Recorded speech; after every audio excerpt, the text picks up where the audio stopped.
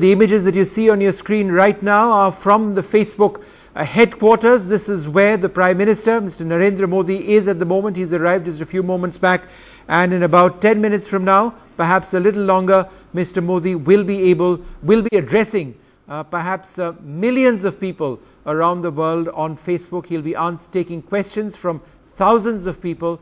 There's a great sense of excitement over there. Mr. Modi has just entered the Facebook headquarters to be part of a town hall where Mark Zuckerberg, the CEO of Facebook, will also be attending.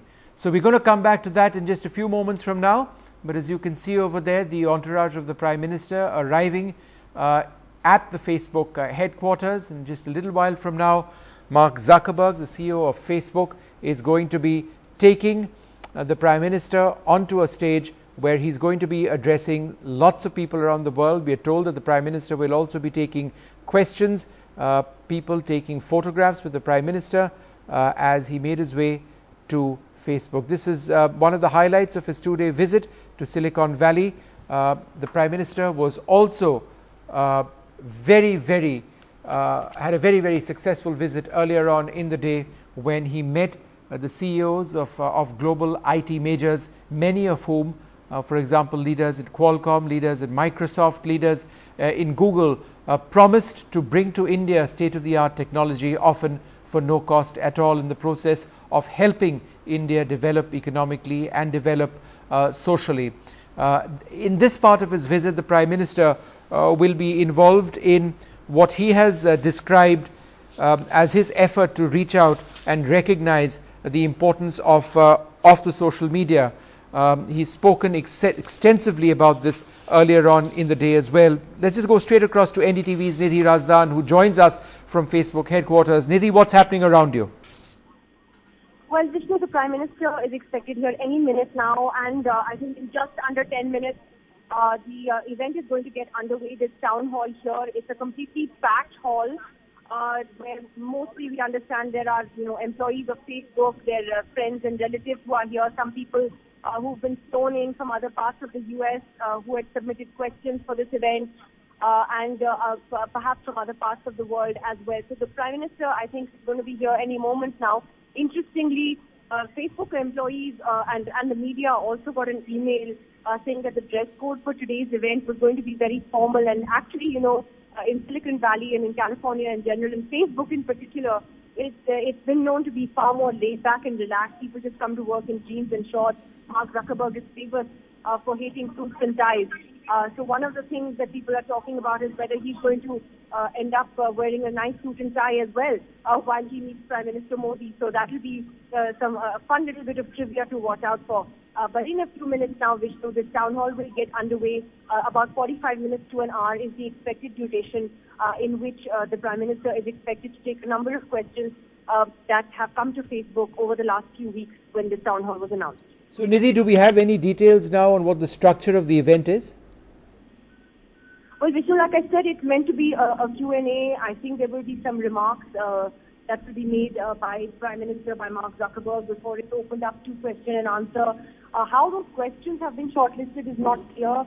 We understand that there were thousands and thousands of questions that came in pretty much from the word go, from the moment Mark Zuckerberg put up a Facebook post announcing that the Prime Minister would be doing this.